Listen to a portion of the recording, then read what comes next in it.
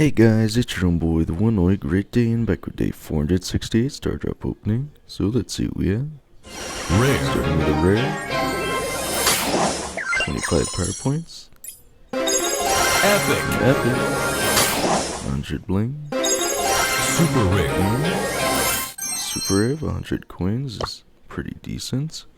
We have Volley Brawl. Pancake. Don't really recognize that one. And Backhaul Payload, which I think I do recognize. We also have Brawl Ball 5v5, cool shapes, but not much else going on besides that.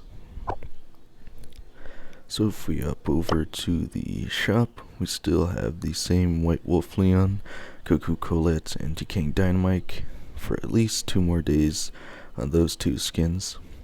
I have a daily freebie of 15 coins, as well as 10 power points. And again, as someone else stated, they could probably just wait for the mega boxes instead of actually purchasing the skins.